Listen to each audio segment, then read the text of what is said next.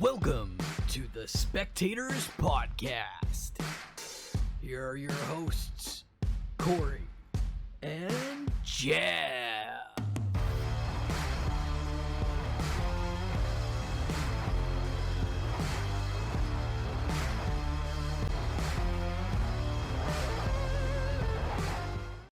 Welcome, spectators, to episode 38. 38 of the Spectators Podcast. My name is Jeff, and to my mic adjacent, wearing not so much of a cheeky hat this week, is Corey. How are you, sir?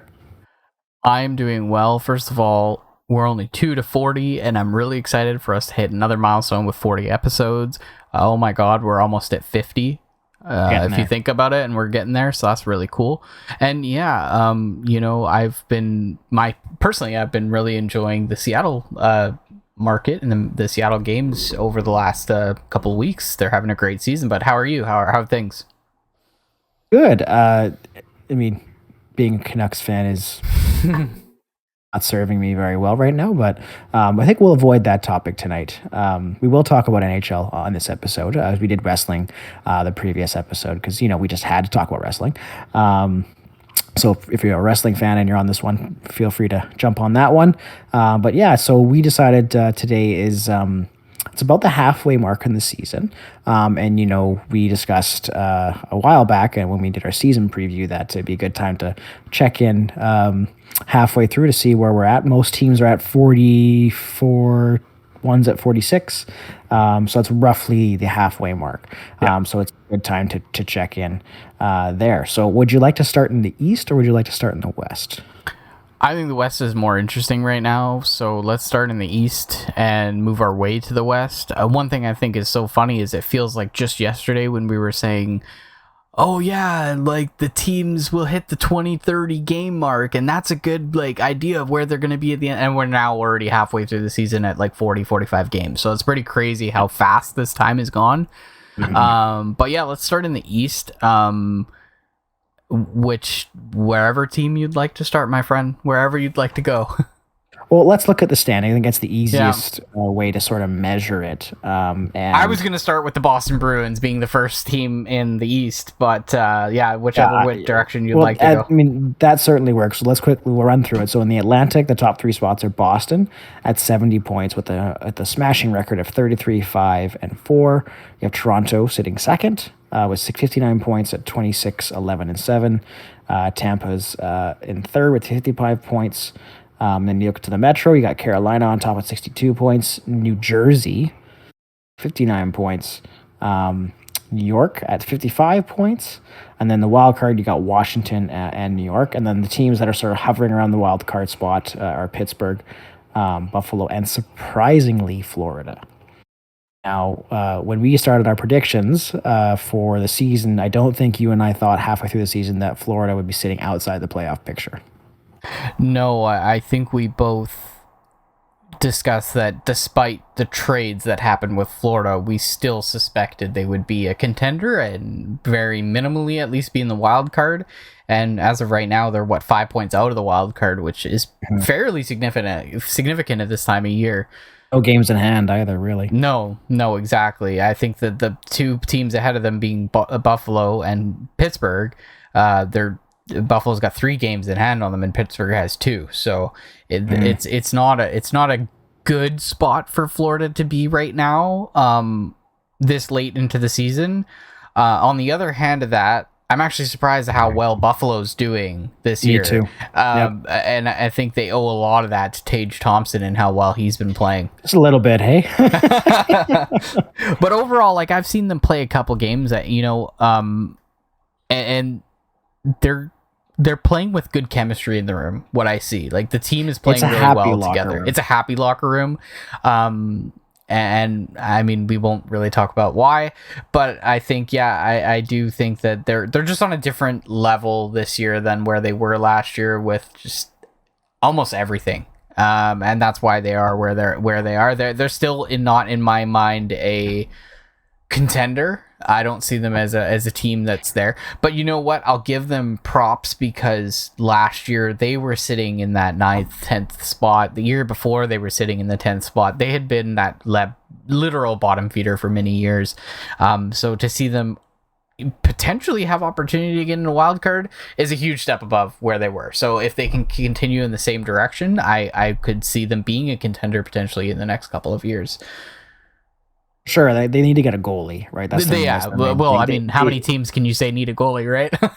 Right. Fair enough, and like they do have a goalie in Ukko-Pekka Luukkonen, is their goalie of the future, right? And you are kind of hoping in the next few years he rounds out to be the goalie they hope him to be. But like no one saw this season from Tage Thompson, right? And I mean, he signed his big extension in the offseason. Everyone was like, why would you pay Tage Thompson that much money, right? Well, he that's really shown clearly, right? Like it's funny, like usually you see this performance like you're seeing with Bo Horvat, you see his performance in a contract year, right? Yes. He signed his contract now. He has the security and he's absolutely lighting it up. What a lucky thing for a team too, right? Yeah, and then like it's not just goal, it's highlight real goals too, right? So that trade was criticized when Ryan O'Reilly was traded out of Buffalo. And Tage Thompson was one of the returns. I actually saw something where at one point a team offered a 5th round pick for Tage Thompson, and Buffalo was considering it. Which would have been, could you imagine if that happened? But I think Florida is a really big. It's a big surprise in the sense of what happened in the summer, right? Like they go out and get Matthew Tkachuk. They're spending over $10 million on Sergei Bobrovsky, right? But I think it really speaks to the fact that you need defense, right? Like you took Mackenzie Weegar off that team, right? Aaron Ekblad's back, but like with how cap strapped they are with the forwards they have, they just significantly weaken themselves, right? And hence I think that's why they are where they are in the East. And well, one of the biggest things to your point of the defense is you look at their plus minus on the teams right now, and you have Florida at 44 points, Buffalo at 44 points. Yes, Buffalo has games in hand, but Buffalo is a plus 17. Florida's a minus 8. Differential. And that's a big differential where you have Washington, who's in the top wild card spot with a plus 18. So they're only one over Buffalo. A big thing to look at too, that a lot of people in the stats community look at is winning percentage. And if you look at Florida, it's at 500, right? And even teams, but one team below them, which is Detroit, who has games in hand on them, has 524, say, that's right, percentage. So if you think about it, they're actually one spot below it, right? Because point percentage is usually where you can really kind of see where teams actually are at. It's just a fair evaluation. And you have two teams right underneath them with only 1 point less. So realistically, if Florida went on a losing streak and those teams went on a winning streak, then Florida would fall down further. So minus Philly. And it's funny, if you look at this, actually a huge trend this season we're seeing is the success of coaching changes, right? But if you look at two teams below Florida, that is not the case, and that is John Tortorella in Philadelphia. It's again, another signed a 4-year deal, by the way. Another, I mean, we talked about that at the beginning of the season, and I think we both had said, like, I don't know about that. I don't know if he was the right fit, and especially for a 4-year term, I don't know. And I think both of our predictions kind of have shown right now that, maybe he's not the right fit there. I don't know, maybe John Tortorella should think about retiring and staying with as an analyst. I think he was doing better in that role. But it's a really interesting thing when you look down from Philadelphia down. And you look at some of the acquisitions that happened this year, like Columbus picking up Johnny Gaudreau, and they're sitting last in the dead last in the league. Dead last, right? I think in the league. I want to say. Chicago's got that. Sorry, they're third last in the leagues, but bad enough. I mean, you pick up a player that you're expecting to be a franchise player, really, and it's not really making a difference for them. Again, another team that needs a goaltender. As I said in the predictions pod, the year in review podcast, like when you have Boone Jenner as your number one center, that's not really looking very good. Yeah. Now Connor Bedard and Johnny Gaudreau, that could work. Flip things around. Yeah. Right, like they badly need a center, and I do wonder if where they're at, and depending on the asking price, because the Canucks aren't necessarily looking for just draft picks; they're looking for young prospects, and Columbus has quite a few nice young defensive prospects. I'm not talking about Simon Nemec. Obviously, he was the number two pick in 2022. Not talking about that, but they do have David Jiricek, who was on the Czech team that just lost to Canada. Like, could they convince the Canucks to take that and then some lower draft picks? Because obviously they're not trading their first; they're going to get a top 5 pick, right? Yeah. Because you can only go down 2 spots in the draft; you can't go any further. So if they finish bottom 3, they're guaranteed a top 5 pick. So you're not trading that, not in this draft class, because that could be Matvei Michkov, right? But I do wonder if a team like Columbus, I know they don't want to be here. Obviously, they signed Johnny Gaudreau, right? They don't want to be in the bottom of the league. I'm sure with the draft class, they're not too upset about it, right? They're like, okay, well, of course, right? And I can see them trying to maybe. I mean, they did sign Branson for $4 million a season. So they were trying. They were trying to make moves to move in the right direction. They were. So maybe they have to move that first overall pick just to get rid of Branson's contract. We'll see. I'm just kidding. Yeah. No, you wouldn't trade that pick. But yeah, I didn't see Columbus being that low. I didn't see Ottawa being that low either. Yeah, I remember Ottawa was your my prediction. Pick. They got DeBrincat. They did lose Josh Norris. Right, that's their number 1 center. That's pretty tough.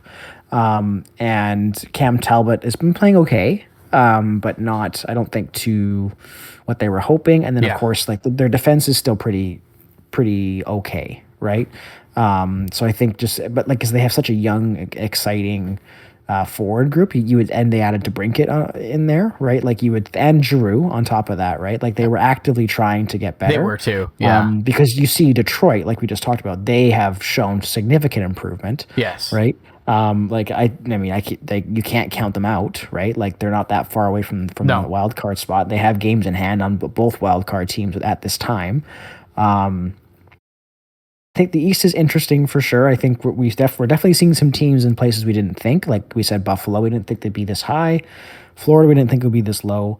And just another quick note is New Jersey. New Jersey was my next thing. Yeah. I don't think anyone saw this kind of progression for this team. I hate to bring this up, but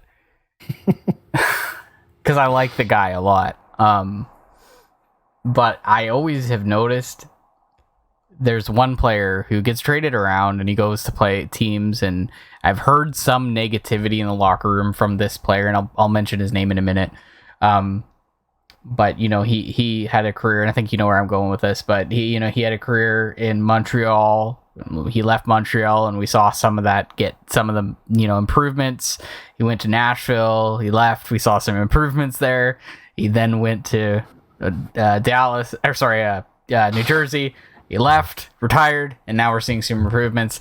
I don't like to single out one person, but PK Subban had just been there and had just retired. So I do wonder if there's any truth to some of the negativity in the locker room that he provides. I mean, or having $9 million in cap space, that helps too. Or having $9 million in cap space, I think that really does help. But I mean, there's other pieces to it, right? You got to think about New Jersey a couple of years ago, right? They drafted Luke Hughes last year, right? I think it was last year, and the year before they drafted Jack Hughes, who I think they were disappointed with the first season that he put up. I think they were expecting a little bit more out of him. But now, it's unfair to sometimes expect a player to go in at 18 years old and just dominate the league. That's not necessarily going to happen. Alexis Lafreniere is a good example of that too. But now you're starting to see Jack Hughes play at a different level. Superstar. Superstar. Way different level, way better than Quinn is too. And I know they're in different positions, but you just see the different player that he is this year than he was.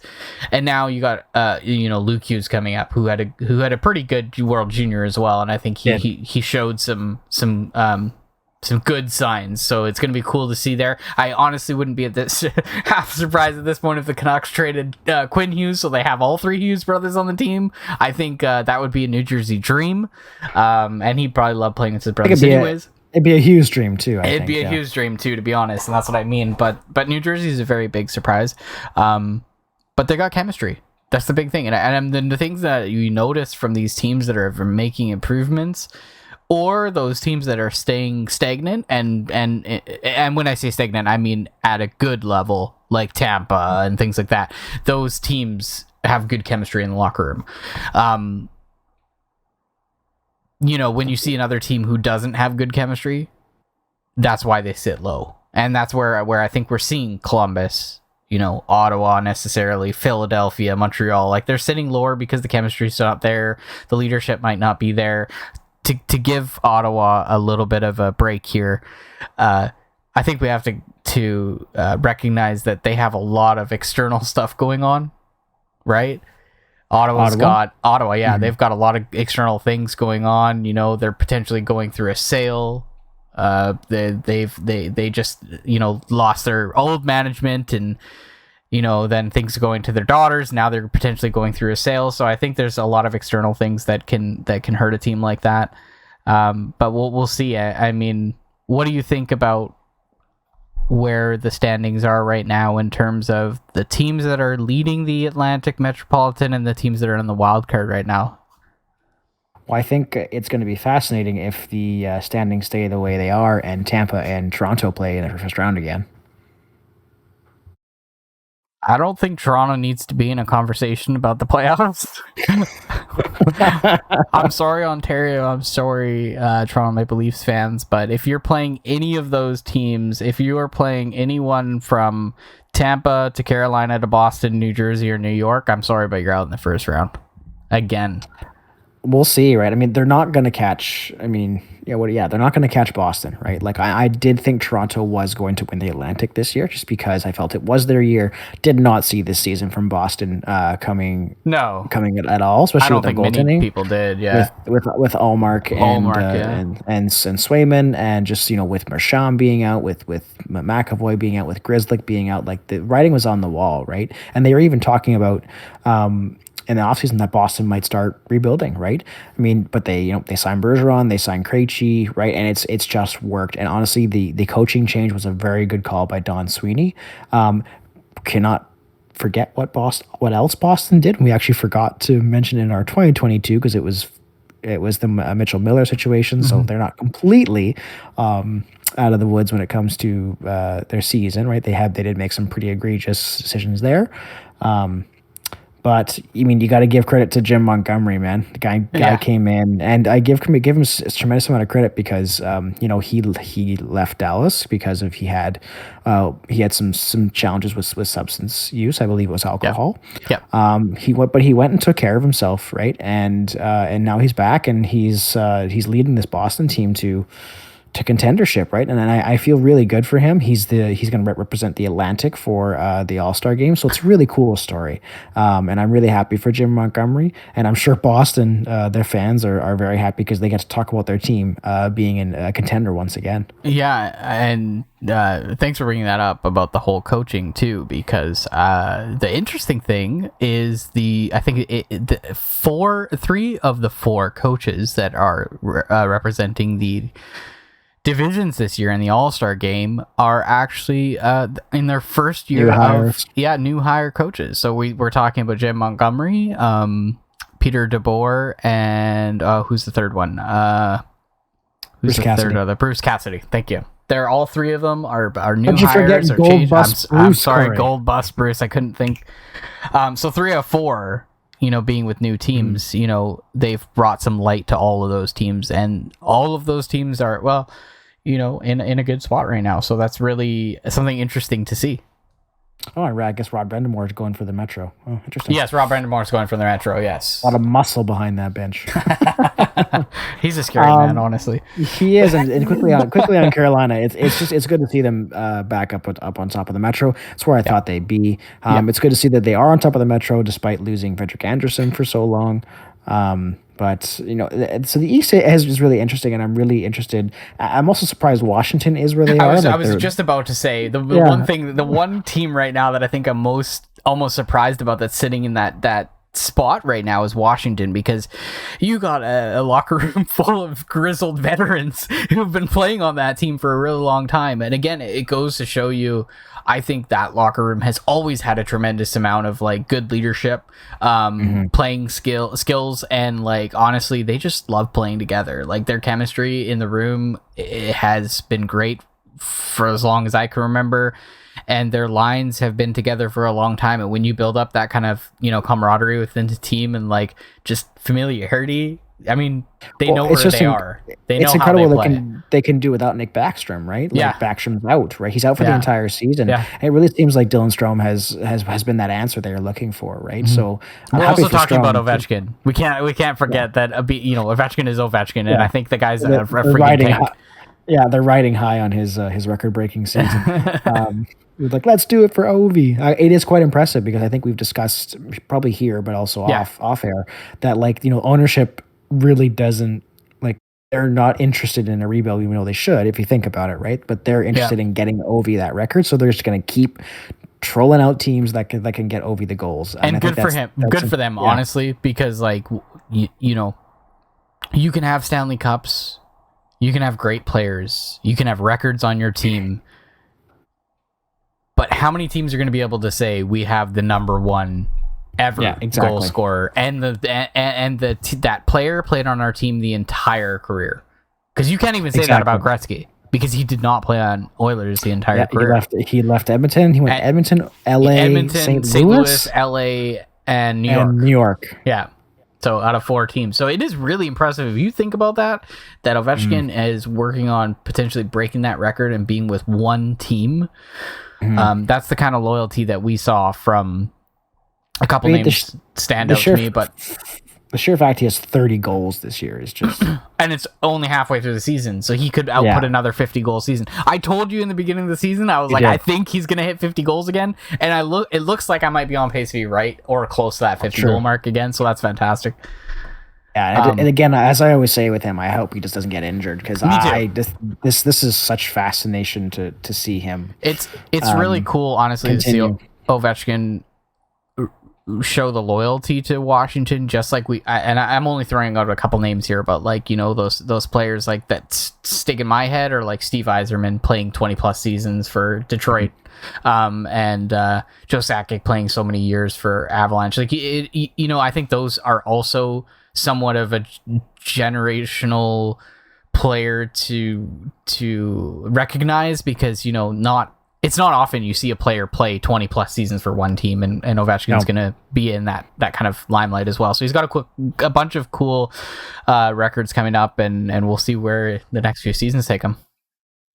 Yeah, and also anything from the East, anything else you're interested in before we move over? Yeah, I don't know. I feel like New York, the Islanders would be doing a little better than they are right now. I don't think they're doing poor. I still think they kind of would sit around the bottom of the Metropolitan, or sorry, when I say bottom of the Metropolitan, like 3rd spot or maybe a wild card. But I don't know. I've watched a couple of games this year, and they don't look as comfortable out there as they have in the past few seasons. Like they just don't. Maybe I'm seem wrong, but to... Shesterkin doesn't seem like he's playing as no, well and that's another thing too, right? Let me look. So is he playing as well? Is he playing as well? Let's see here. Where are the goaltender stats? Goals against. He is. Where are you, Shesterkin? Where is he? He's 9th. That's surprising. 2-4. Where are you in save percentage? Which this is just basic stats. He's 8th. That's surprising. Like a historic season last year. Yeah, and that's what I mean. Like I just kind of figured they would be sitting a little closer to where Shesterkin New Jersey is human. Can you believe it? He is human, and I mean that sometimes that can happen to you with a team change, right? You might be having a fantastic season and you go somewhere else and it's a little different. But I think my biggest surprise is probably I thought New York Islanders and New Jersey would be flipped where they are right now. I don't even know if I would have considered New Jersey necessarily even in a wild card right now, but at most I thought that. So I thought New York Islanders kind of be sitting where they were. The Islanders was an interesting situation, right? Because they were obviously in this. There were some rumors about them trying to acquire JT Miller. They went and got Alex Romanoff, right? Which was an interesting trade. I don't know if I would give a 13th overall pick for Romanoff, but I get it. They want to stay competitive. Yeah. They didn't really change much. The team didn't do well last year, hence the 13th overall pick, and they didn't really do much. They were obviously in the Gaudreau sweepstakes, but just couldn't offer enough, right? So I thought they'd be actually. I'm not surprised where they are. I knew they would struggle this year, but like you just think of those Trotz teams, right? That just they're just that lunch bucket team that took Tampa to 7 games, right? In the Eastern Conference. Well, I think it's a big thing too because Trotz decided to resign, and that is something that. Oh, didn't they fire him? I thought he resigned. I don't think they fired him. I think they fire him? Okay, well, I think they did. If they did fire him, I mean that's also a thing to adjust, right? You don't expect necessarily that a coaching change can be that positive for a team always. It might not be. It might be a little bit of an adjustment the first year or second year, whatever. The Vancouver Canucks as an example. So, I think that's where I sit. I get it because sometimes that can be a hard change. He's a great coach, Barry Trotz. So I think it's definitely a different persona in the room, and I think they might have to adjust to that, and maybe we'll see. Yeah, because Lane Lambert's the coach there now. Yeah. So, which I think he's got some respect. To my knowledge, I don't know too much about him. I don't know too much about him either, but I know he's pretty well respected. I mean, he's doing better with this team than Trotz did. But however, there's an asterisk there, which last year they were just completing their new rink at Belmont Stakes. So they were on the road for about 14 games, something like that. So it did really mess with their season. So I understand. There's some context to that, right? And it's, if you look at it too, like you could probably add that to another coaching change that has been seen successful, right? Like Vegas and Boston are just great examples of like they just felt like they needed a new voice in the room, true, to energize the team, and it worked for both, right? And the funny thing is, both those coaches are not bad coaches. Look what Bruce Cassidy's doing, and look what Peter DeBoer is doing in Dallas. Bruce Cassidy's got a gold bust in Vegas. He's got a gold bust in Vegas, so that's something. Yeah, so the East is interesting. I look at it like a team like Philly too, and someone brought up a really good point. I think it was Thomas Drance. He's a Vancouver Canucks reporter, that Philly and Vancouver are very similar style teams in that they are fighting the reality, right? Like in Philly's a bit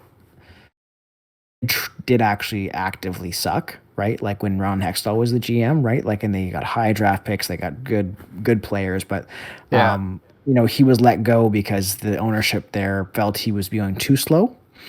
And then hired what's his name? I can't remember the name of the GM right now, but hired the new GM. It's gonna bother me.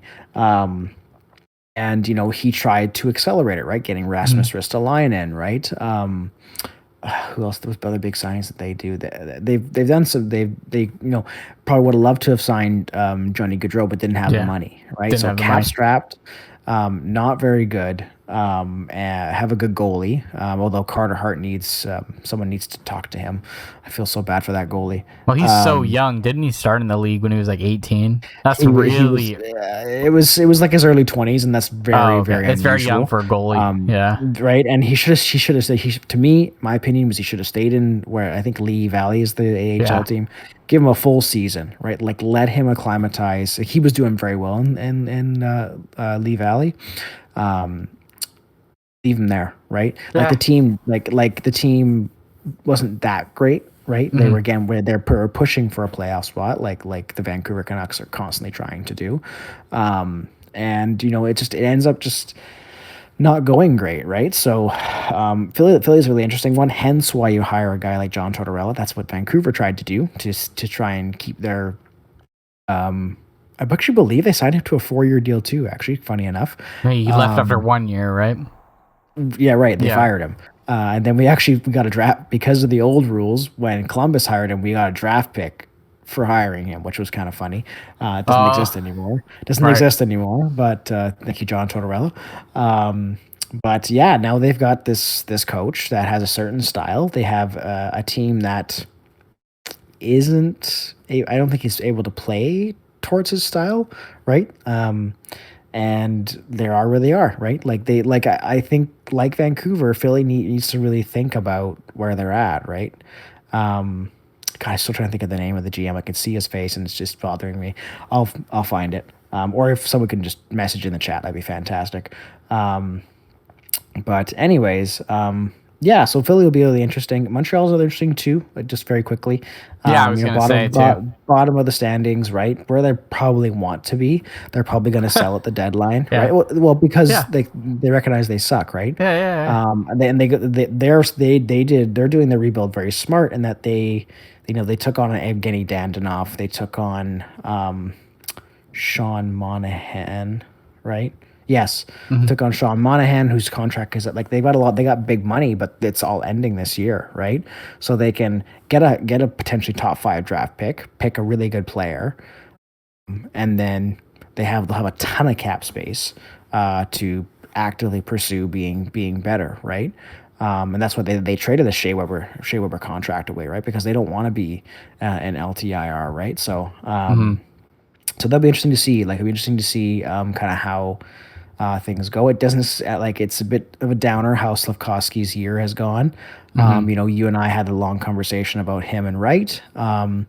They made the right choice, sending him down to the OHL, which he was traded to Windsor, I believe, for a Memorial Cup run. So that'll be fun for. Right, he was just traded from Kingston to Windsor, right? So that's right. Yeah. And the big, oh boy. Spend a quick moment on the the WHL trade deadline.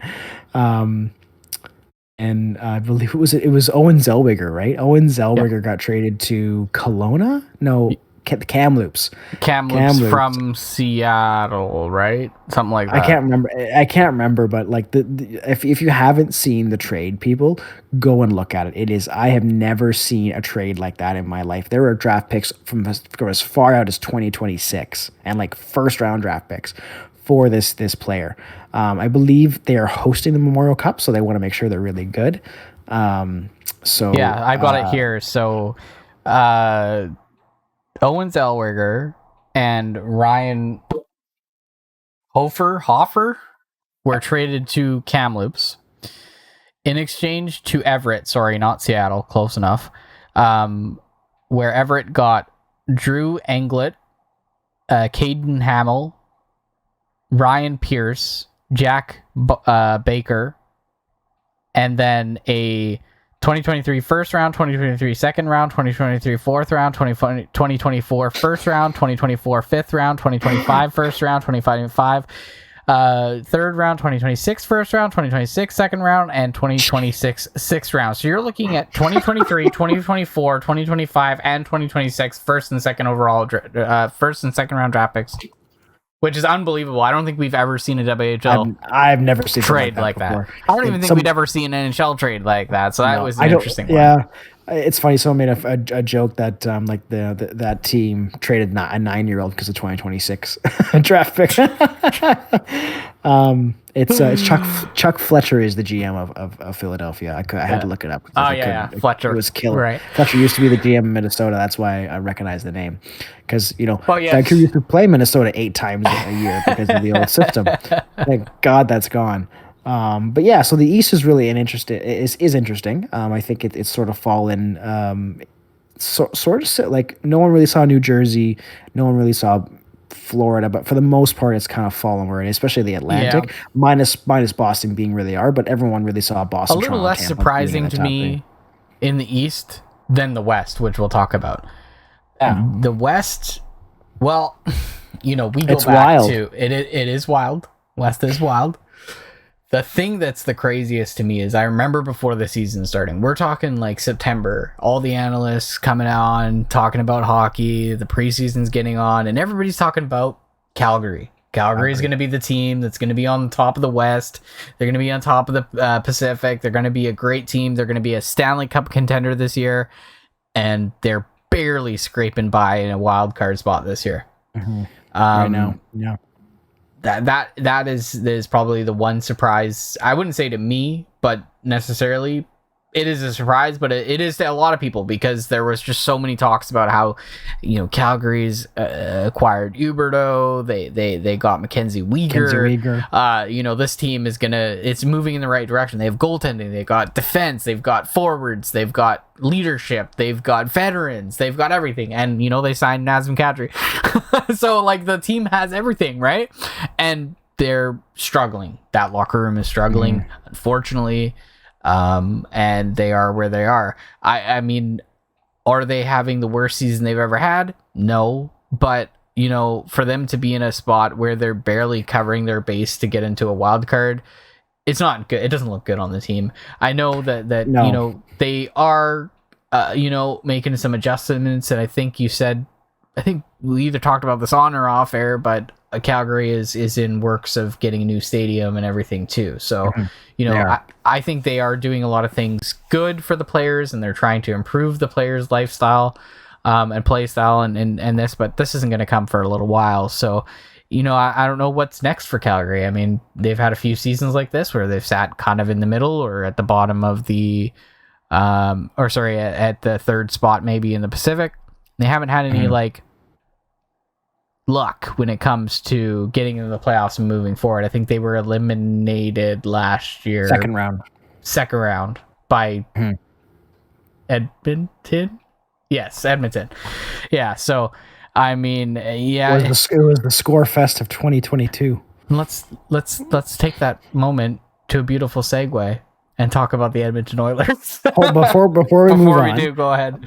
So it's All-Star season for the NHL. It is. And so the rosters have come out. Now in September, when we did our season preview, if you were to pick a goalie from the Pacific Division, who would you have picked? Take out what we know now, but at the time in September, if I would say pick your best goalie from the Pacific. After Demko? Okay, after Demko. Markstrom. Right? He has a sub 900 save percentage right now. And that is probably one of the reasons you got to think this team is struggling, right? Because if you don't have goaltending, you can't do well, right? And to me, is extremely baffling. Like, this guy was in top 5 Vezina consideration last year. And just for whatever reason, he can't pull it together. And I can't, when I've seen Calgary games, I'm seeing Dan Vladar play. And I'm like, what? This doesn't make any sense. Like, it should be Jacob Hart. They're paying him as the starter, right? He's making $6 million a season. He can show that he can do it. But for whatever reason, this year, he just he can't pull it together, right? What an absolute bullet dodged by the Vancouver Canucks, who I believe it was only 2 seasons ago before he left Calgary. They offered him a 5x5, was it? Or a 5x6, something like that. So they offered him something like that, 5x5 or 5x6, and I think it was 5x5. And the reason why I say that is he said no, and he signed with Calgary for 6x6. I believe it was what it was. So an extra year, an extra $1 million per year, and what an absolute bullet dodged by the Vancouver Canucks in that sense, because he's definitely on his downward progression of his career at this point. He's older at this point, and he's going to be going downhill from here. And if he gets any worse than this season, I mean, Calgary still got him for another 3 seasons. So yeah, I don't know. I'm with you. I look at the games and I don't see him in net, and I think, isn't this the guy that literally stood on his head and had a lot of Vancouver wins when he played with us and really held the team in place? Like, when the team was struggling, he was very much the guy that they leaned on to actually win the games for them. And now, only a couple of years later, he's struggling to play. Well, it started in the playoffs in the second round. He wasn't playing well, and I guess it's just continued into this season, and it's really strange to see, because when he's on his game, he's one of the best goaltenders in the league. I think surprising too. And if you look at, speaking of All-Star, in September, if I said who's going to the All-Star game for Calgary, would you have picked Nazem Kadri? No, I probably would have. I probably would have picked Huberdeau or exactly. Yeah. Right, and it's not him, right? And I think that's been a bit of a surprise, the adjustment for him, right? It was a big adjustment for him. Yeah. Yeah. He's only ever played in Florida, right? So I get it. So yeah, Calgary's a very interesting team. But speaking of that, then we can definitely move on to the Edmonton Oilers because as I said and please go check it out, our 2022 predictions video and review. I talked about wanting the Canadian teams to figure it out, and I mentioned Vancouver, of course, because that's my tortured life. But next was Edmonton, and again we are seeing, even though they right at this time they are firmly in a wild card spot. Although Colorado's got a few games in hand on them. Colorado. Remember that. So true. Yeah. Colorado's an interesting team. We can get it to them in a minute. We can, but I think Edmonton is just like, I think people are surprised at where they're at, but I'm not. Like, we in our September season preview, I said I don't trust that goaltending. And what's their downfall right now? It's the goaltending. And it has been for the past 10 years. They've struggled for a really long time. Outside of Dwayne Rolison back in 2006 when they made the cup run. Yes. Who got injured in that cup run, and they lost to Cam Moore. 2006 was not 10 years ago. 2006 would have been 17 years ago, my friend. Wow, jeez. So we think only a decade ago, but it was almost 2. Anyways, that's besides the point. Yeah. So they have been struggling with goaltending for a very long time, and every time they seem to make a commitment on a goalie, it's not the right guy. And I think that's the thing well, they wanted Markstrom. It's not just the goaltending, though. It's not just the goaltending. We talked about the dysfunctionality in this room. There's struggle with management. There's struggle with the team. They don't want to rebuild. I mean, for God's sakes, this team has 2 superstars on it. 2 league leaders on the team, and they can't get it together. And when you watch Edmonton play, I mean, you continuously hear Connor McDavid's name. You continuously hear Leon Draisaitl's name. And only talking about it a few minutes ago, the locker room is everything. And if you have 2 players that are leading your team and holding your team together, I don't care how good the players are, but if those players are the only 2 players that are holding your team together, you're not going to win. You have to have some balance. They lost to Vander Kane to a pretty nasty injury, but they did. I mean, really, it shouldn't hinge on a winger like that. Well, right? I'm not looking at Evander Kane as, oh my God, if we lose Evander Kane with the team they have, you don't look at Evander Kane and be like, oh my God, it's going to ruin their season, right? You wouldn't think for a guy like McDavid, who is on a record-setting pace of almost over 150 points this year. 153 points, I think, is what they said last night. Which hasn't been done in quite some time. They are in the last wild card spot in the West. You would not think that. You'd think, oh, they're in first. Right, they've got this superstar. Plus, you've got Draisaitl on top of that, right? And I think that's the biggest issue is just they like the Canucks. They tangled themselves in terrible contracts. And now that they're good and they're in their window, right? They can't figure it out, right? And they made the bet on the wrong goalie. I mean, Campbell is very hot and cold. He could get hot. And be the goalie that they need him to be. Skinner's young; he's still learning the league. Maybe in a year or 2, he'll figure it out. But you gotta wonder, for Draisaitl and McDavid. Draisaitl's on a very good contract. He's making $8 million or $8.5, I think. Actually, that's a pretty damn good contract for what he produces. And even McDavid, he's only making $12.5 million. That's not that bad. For a guy who's racking up 150 plus points a season. Right? So if they decide in the summer, that's it. We want out. Right? And who knows, right? You could see that McDavid's frustrated, right? And I would be too if I was him. He's wasting away his career. Look at McKinnon 2 seasons ago when they lost to Vegas. He's like I'm 20 whatever and I haven't won a damn thing, and he was very, very angry that he hasn't won a cup, right? And you got to think it's sinking in for McDavid, especially like we've mentioned it before. He hasn't had really anything, right? He's been in Edmonton. He's been just, for him, he's like, great, I'm getting Harts and Art Rosses. But that's not what he wants. That's not what any player wants, right? They want the cup. That's what they play for. Or they want Olympic gold, which he hasn't had that either. Yeah. Right? Or even a World Cup for that matter. because he had to play on Team North America. Oh. Right? So it's been like, I mean, he's making $12.5 million. And how old is he now? 25? 26? Okay. So he's drafted in 2015. He's going on the upward. He's going to hit that prime in about, a couple of years, 28, 29, 30, whatever. And, he is going to recognize at some point, okay, I have an option to go to a contender team and use the skill that I have to take them to the next step and win the cup. Or I can stay here and I can play in Edmonton and I can continue to win nothing. And they're gonna, and him and Draisaitl, they're gonna get to that point where they're gonna have these realizations, like a lot of players do, right? It'd be so fascinating if they did trade him, because it's just like Gretzky, right? Like, it'd be the poster boy of the league gets traded from the team, which would be just very fascinating. What do you think that does for the reputation of the Edmonton Oilers? Well, I mean, it's right. Like, look at that team; it's not been run very well. Like, they have one of the worst owners in the league, and I'm a Canucks fan. I know what bad ownership looks like, and they've got one, right? Ottawa, like we said before, Ottawa's had that history too, and rest in peace, Eugene Melnyk. So we'll see what happens with that ownership group.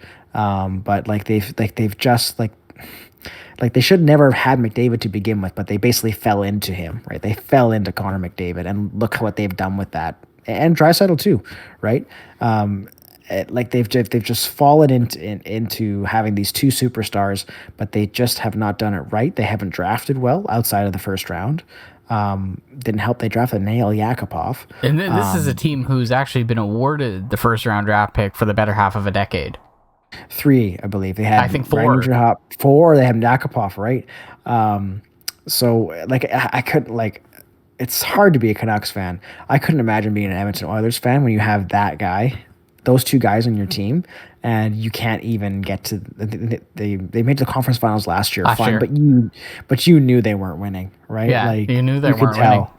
Right? It's like when the Canucks went up against Vegas and they got to a game 7. It's like, yeah, but the Canucks played the entire game in their end. Like, this is not going to end well, and it didn't. And at the end of the day, that's a point where you look at it and you're like, yeah, like, I'm actually impressed with them because they stood up to a game 7 with Vegas. With the Oilers playing a team like that and going to the conference finals, like, with the team they have, there's more expectation that they might win. It's not like, oh yeah, I'm proud of how they pushed to a game 7. It's like, no, they failed. Like, they got to a point where, and now they're not even, at least in my eyes, and I think a lot of analysts at this point, I don't look at them as a contender. I don't look at them as a team that's going to make it past the first or second round.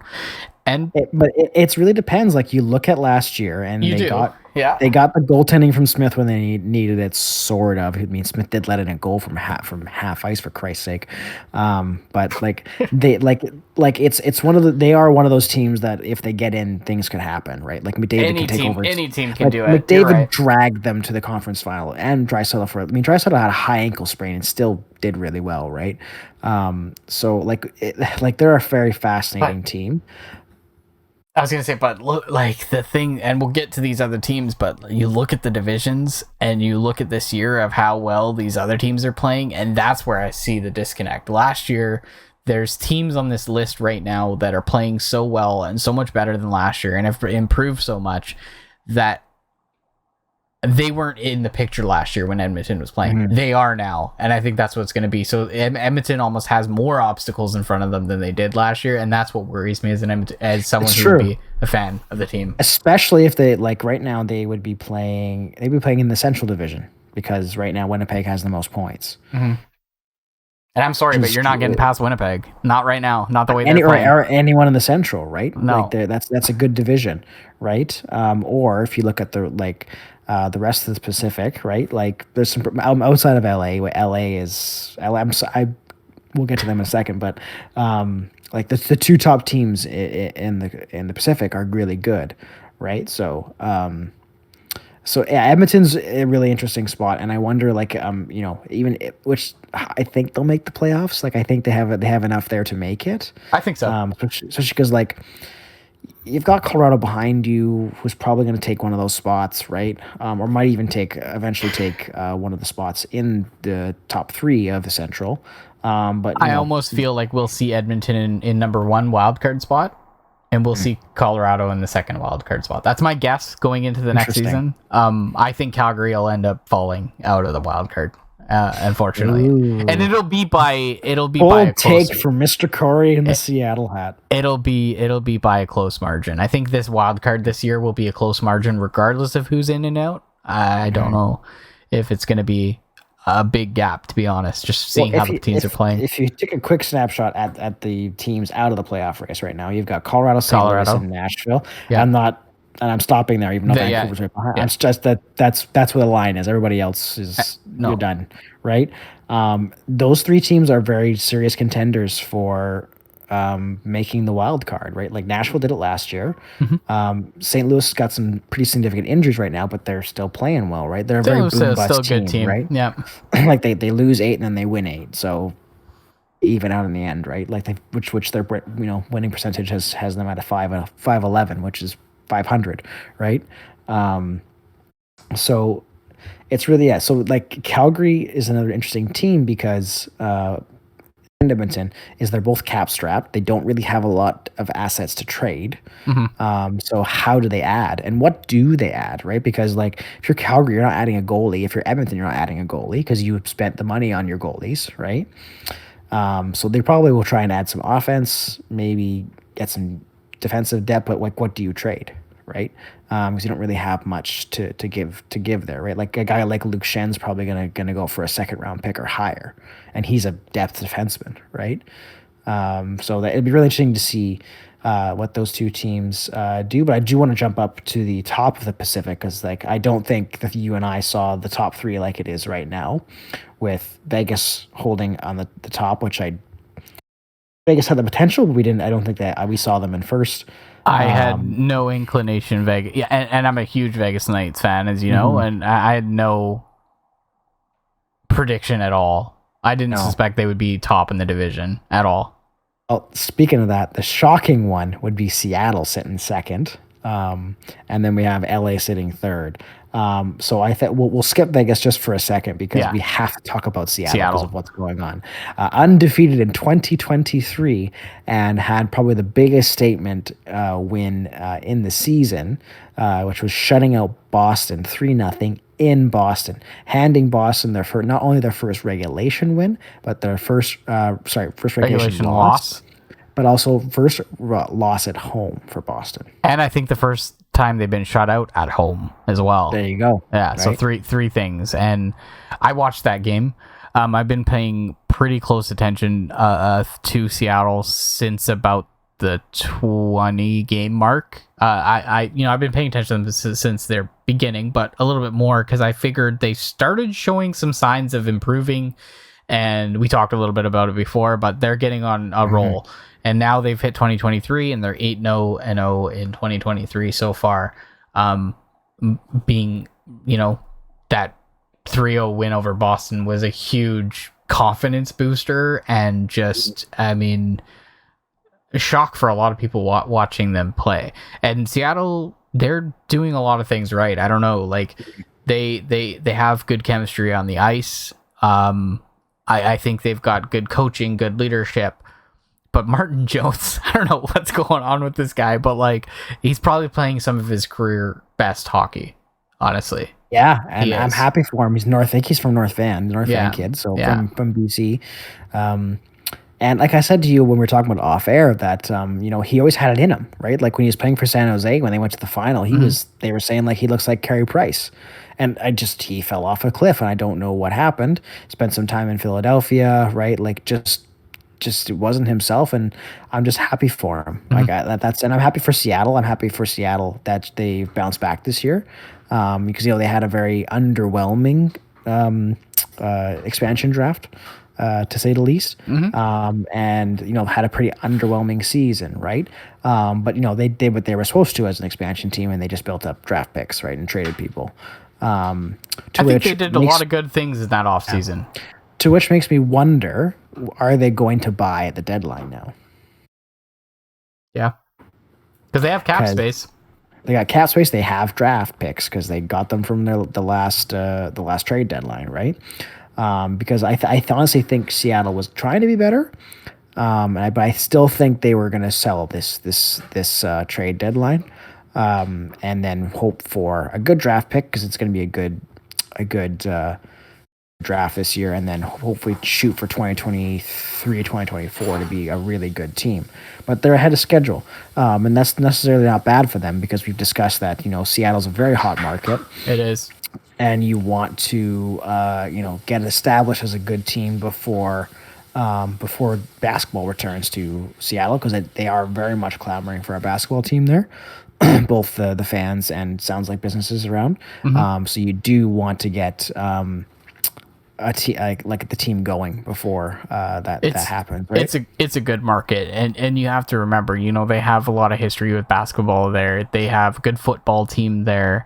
They have an improving baseball team. I'll say improving baseball team. The All-Star game is there this year. The Winter Classic's going to be there this year. There's a lot of marketing involved in the team. I forgot about that. Right, yeah. so there's a lot of things going on, and I think these are all the right things. If they can have a team that can improve and be a contender after a few years in the league, and they're doing the right things on the team, that's good for business in terms of bringing a basketball team back. And I think that's really important to them. So I think, honestly, they're doing a lot of things right.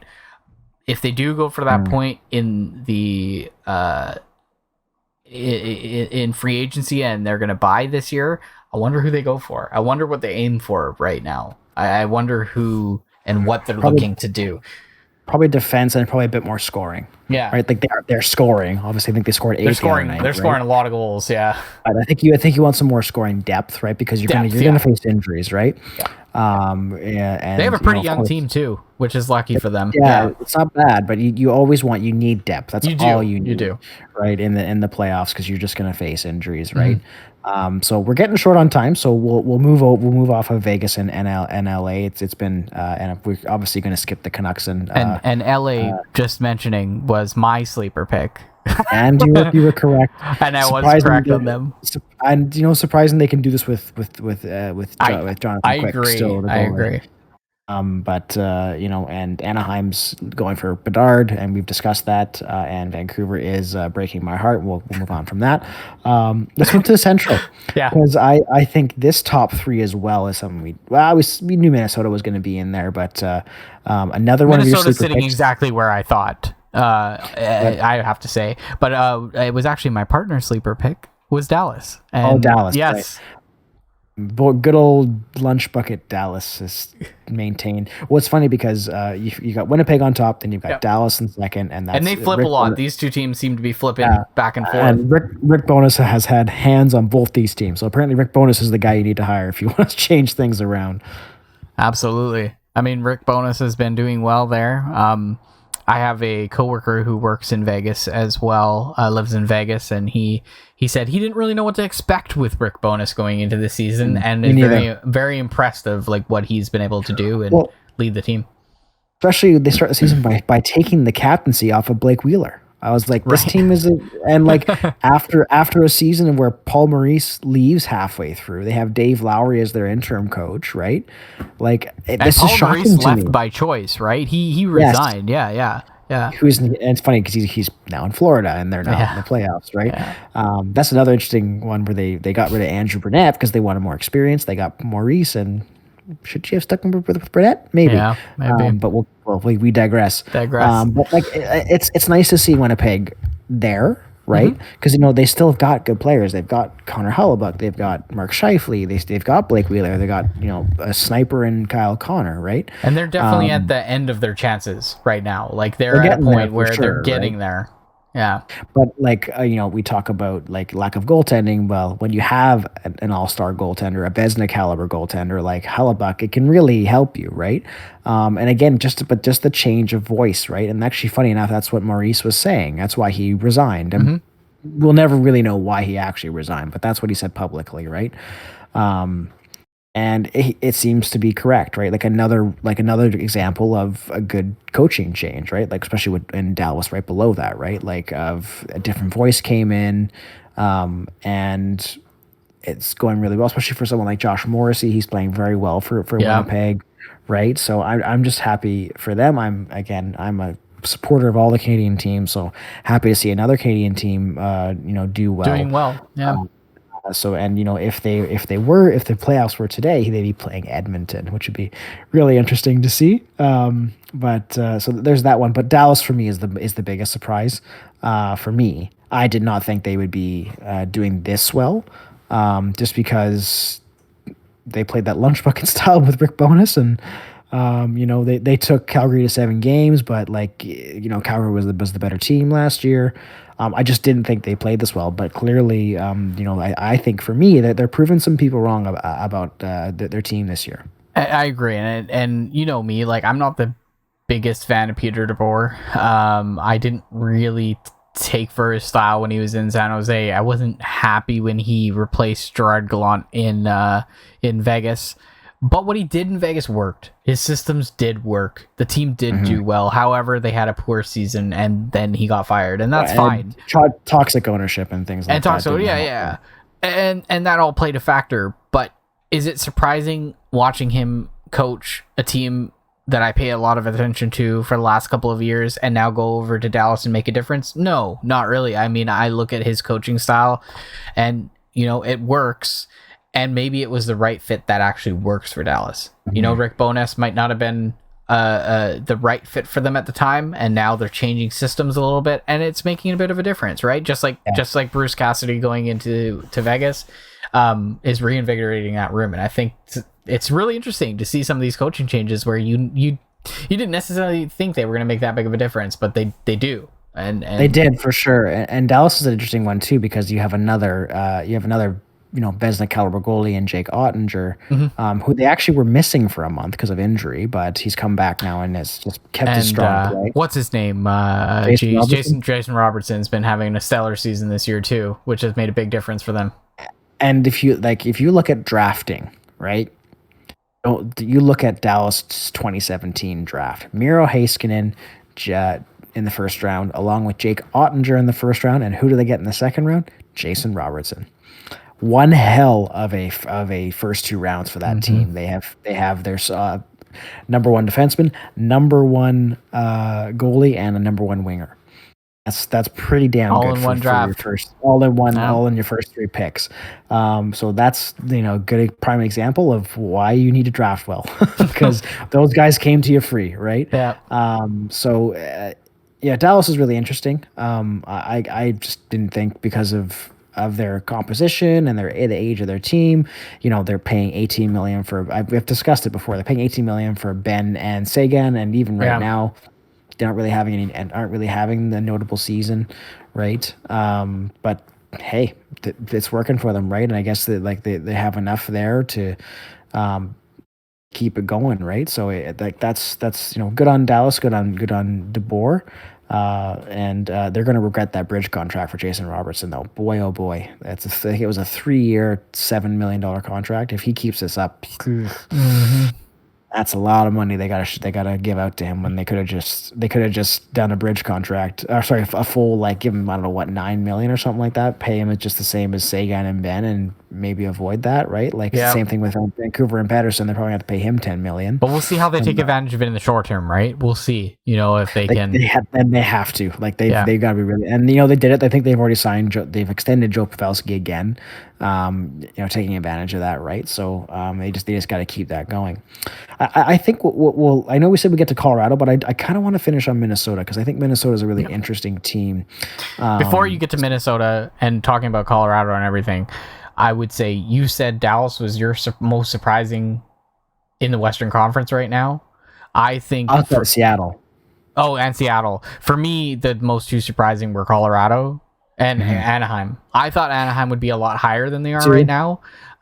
They did surprise me. In Colorado, I didn't think they'd be outside of a wild card, but that could change. Colorado's They've had some injuries too. They've got Josh Manson, Gabriel Landeskog.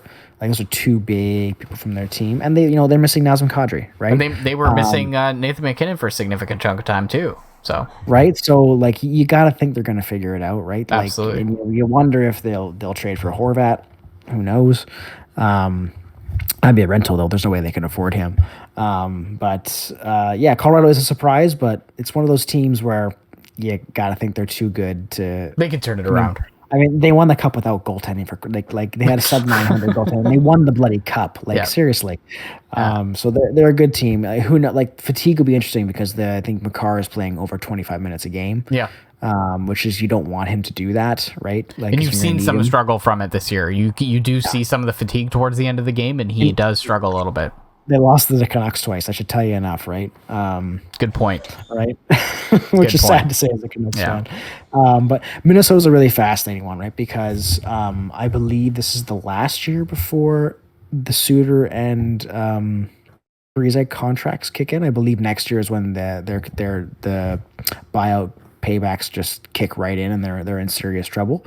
So you got to wonder what they're going to do because they're in a playoff spot. Their goaltending's been okay. It sounds like looks like Fleury is doing okay. Probably not as good as they were hoping. Philip Gustafsson is their backup, right? And he's been playing probably a bit more than they thought. Yeah, they've been flip-flopping between the two for a little while now. Yeah, which they were doing with Talbot too, but Talbot just was like, I want to be the starter, so we went to Ottawa. But like they're just a fascinating team because like the pressure's on. I feel for that team to win this year. I think. And I think that's why they kept Fleury. Unfortunately, they couldn't keep Kevin Fiala, so they got a decent deal for him. But I'm really curious what they're gonna do, right? Because I don't think Bill Guerin wants to admit defeat. I think he really wants to strive and make the cup. And so make the cup or win the cup this year. So what does that look like? What are they going to do at the deadline, right? Will they trade their first round pick? Will they try if they're going to add, what are they going to add, right? There's not that many goaltenders that are available that at least would be cheap. I'm sure sounds like Demko could be available, but Demko is more of a summer trade because it's a massive package, right? And which Minnesota just doesn't have on them, right? So for them, they're a team. If they want to add, they're going to have to move out contracts, and that is incredibly difficult right now with the flat cap. So they're an interesting team where they may try and improve. They've got some prospects. They're not like a Vegas or someone who just don't have much. Yeah. Or a Calgary. They do have pieces to trade. It's just, do they have the cap space to do so, right? They're interested in Brock Besser, right? But he's making them 7.5. Do they even have the space to get him? Yeah. They'd have to trade another contract, right? You also got an interesting player, Matt Dumba, who is UFA after this season. They probably can't sign him again. So normally you would trade a guy like that, right? There's been a lot of talks over the last couple of years about Matt Dumba moving around too, so that could be an option for them. He's just been the natural fall guy. He's been the natural guy that's the trade target. But where Minnesota is at, they just can't trade him. Right? Yeah. They need to keep him so they can try and win the cup, right? Yeah. Which can be really sad because, once that buyout contract comes in, it's gonna be very, very hard for them to keep a competitive team, right? Kaprizov's making 9.5, yeah, right?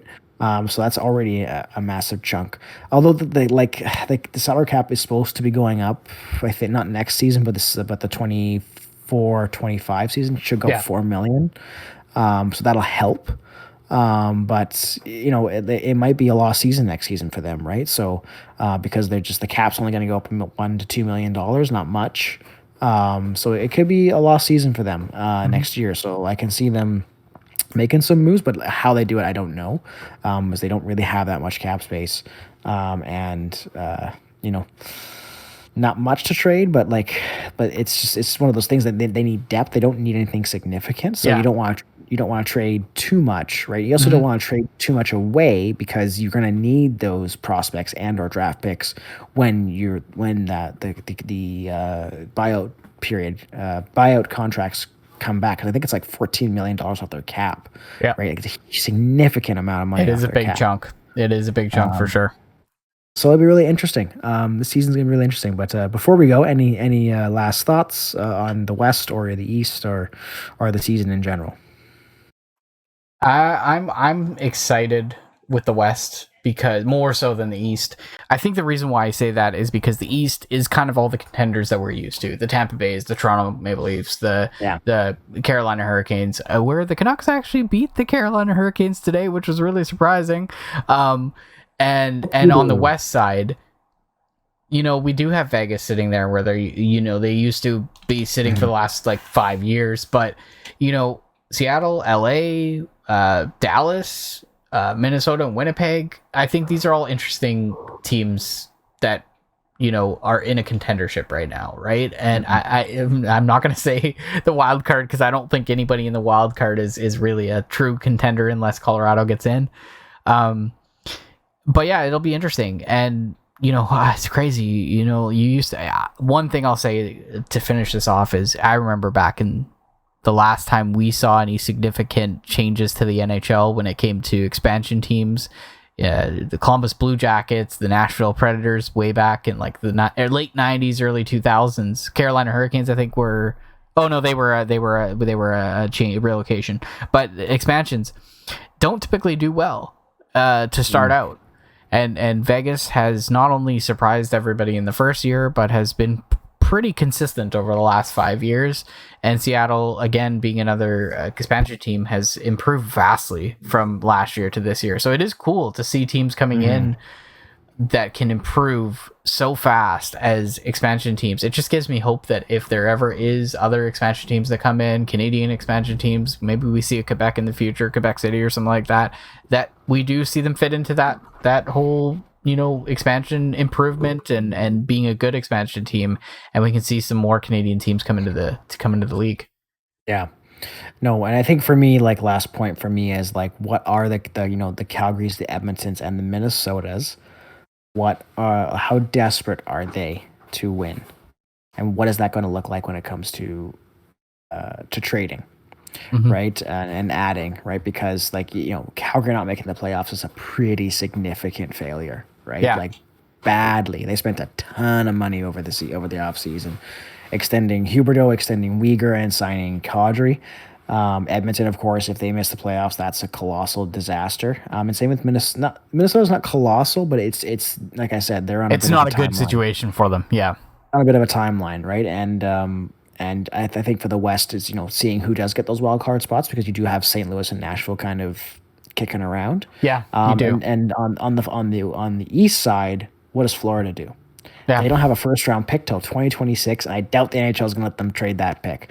So if they're going to improve, which I can imagine they want to be, because they are also a team that has spent a significant amount of money to try and make the playoffs and or win the cup, what are they going to do to add? Because they do obviously need something to up, right? Because they're falling behind and they can't keep falling. And then I'm also really interested to see, as we move closer to the deadline, what the bottom feeder teams are going to start doing, because they're going to start selling, right? Who's going to pick it up? And then are any of those bottom feeder teams going to start taking bad contracts, right? And helping contenders sort of with their problems, right? So the next we're about 2 months from the trade deadline, just under 2 months now. So we might start seeing some people, especially closer to the All-Star break, you start to see some serious, I believe most teams now have their amateur and pro scouting meetings. Yeah. So we might start seeing a few trades trickle out. I know Calgary, after theirs, they made the Tyler Foley trade last year. Yeah. So you can start seeing a team like Calgary might do that again to get ahead of the frenzy. Right. So yeah, I'm really fascinated to see what that looks like. But as we always say, what are you folks fascinated for as we move forward? What are your thoughts on the season so far? Please leave a comment here on YouTube. Please leave a comment on the audio side when it comes to Spotify and Apple Podcasts. But thanks for listening. Really appreciate it. Always appreciate our listeners listening to us, and hopefully looking forward to hearing your comments. But as we wrap up, as I always say, my beautifully bearded friend, thanks for chatting with me. Thank you, Jeff. Thanks everybody for listening, and we'll catch you at the next one.